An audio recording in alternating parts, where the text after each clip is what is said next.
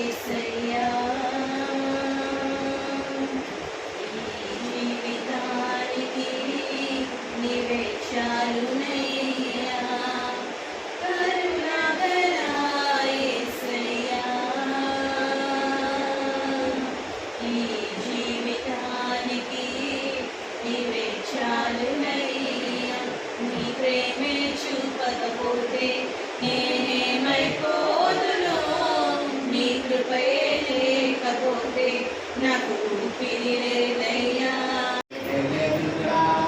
నీకు తోడుండగా ఏ దిగులు నాకు లేదుగా నీ కృప నా తోడుండగా ఏ భయము నాకు లేదుగా నీకు తోడుండగా ఏ దిగులు నాకు లేదుగా నీ కృప నా తోడుండగా పడిపోయినా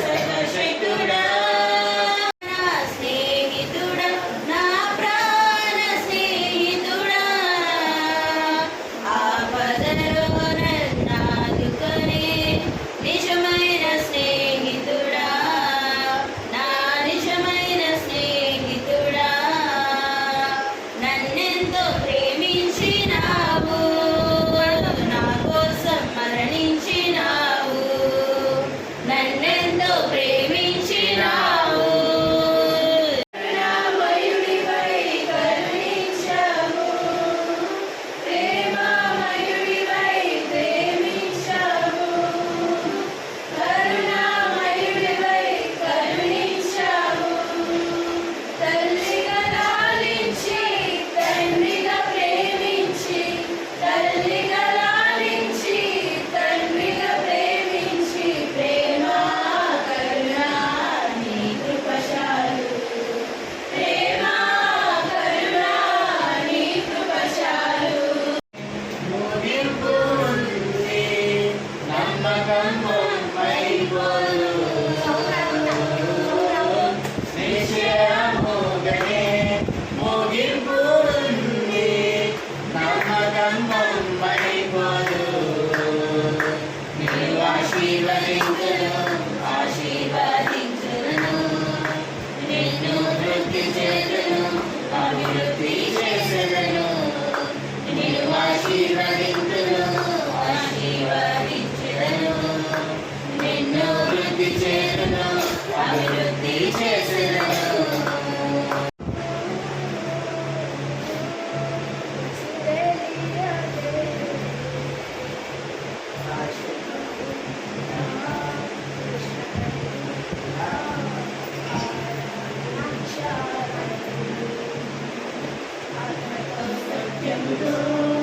నాకు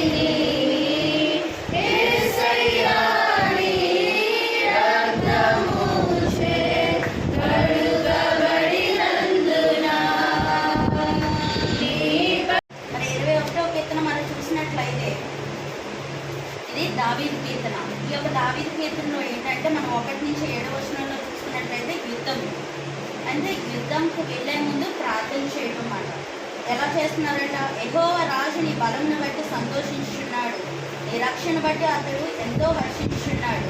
అతని మనోభిష్టము నీకు సఫలం చేయించున్నావు, అతని పెదవుల నుండి వచ్చిన ప్రార్థన నీకు మానక అంగీకరించున్నావు. అయితే ఇక్కడ ప్రార్థన చేస్తున్నారట. ఏంటంటే ఆ యొక్క బలమును బట్టి, అంతే కదా, దేవుడు ఇచ్చిన బలమును బట్టి ఆయన ఏం చేస్తున్నారంటే దావీదు ప్రార్థన చేస్తున్నాడు, సంతోషించుచున్నాడు. ఇక్కడ నీ రక్షణ బట్టి ఒకటి ఇక్కడ ఏంటంటే సాల్వేషన్. ఒక్కసారి మనం చూసుకున్నట్లయితే ఆయన యొక్క రక్షణ ఇచ్చిన బట్టి, నీ రక్షణ బట్టి అతడు ఎంతో హర్షించుచున్నాడు, అతని మనోభిష్టం నువ్వు సఫలం చేయుచున్నావు. యాజకునిగా నిన్ను సేవించగా ఆరోను తలపై మోషే తైలం పోయగా, ప్రధాన యాజకునిగా నిన్ను సేవించగా అటి అభిషేకతో నా హృదయము వింతగా మారెను. నందునందు వచ్చినందున యేసునాలు వచ్చినందున హృదయము వింతగా మారెను. నా హృదయము వింతగా మారెను. కూర్చుండుట నేనిచి ఎండుట బాగుగా ఎరిగి ఉన్నావు, రాజ బాగుగా ఎరిగి ఉన్నావు, బాగుగా ఎరిగి ఉన్నావు, రాజ బాగుగా ఎరిగి ఉన్నావు.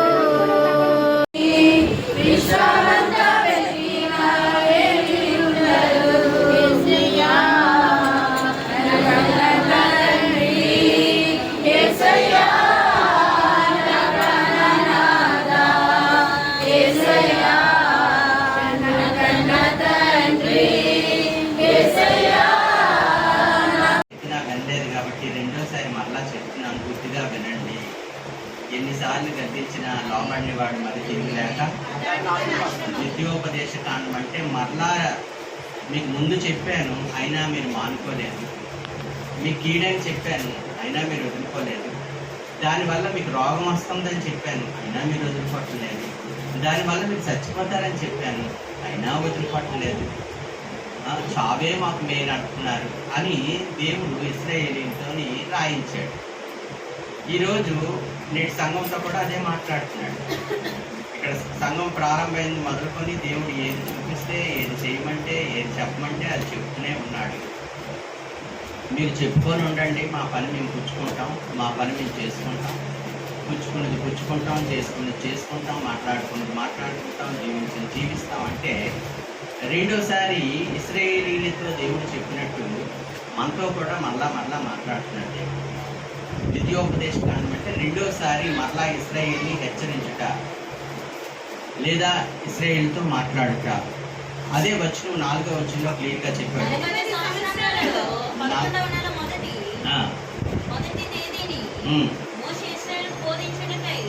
లోని బాటలోని యేసయ్యా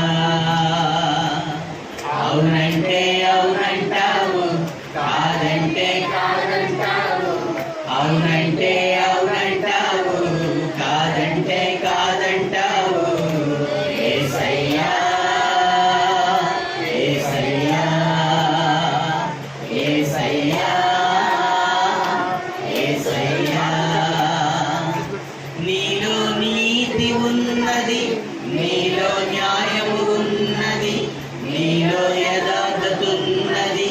యేసయ్యా నా ఎడల స్థిరమైనవి నీ ఆలోచనలు, నా యేసయ్యా స్థిరమైనవి నీ కార్యములు. నా ఎడల స్థిరమైనవి నీ ఆలోచనలు, నా యేసయ్యా కృపలను పొందుచు కృతజ్ఞత కలిగి నెమ్మది కలిగే వరకు నా భారము మోసి బాసటగా నిలచి ఆదరించాలి. నీ స్తుతి మహిమను నీకే చెల్లించెదను జీవితాంతము.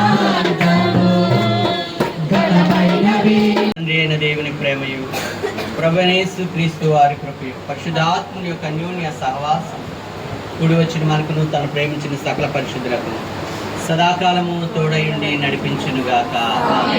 యేసు రక్తమే, ప్రవేశ రక్తమే, ప్రవేశ రక్తం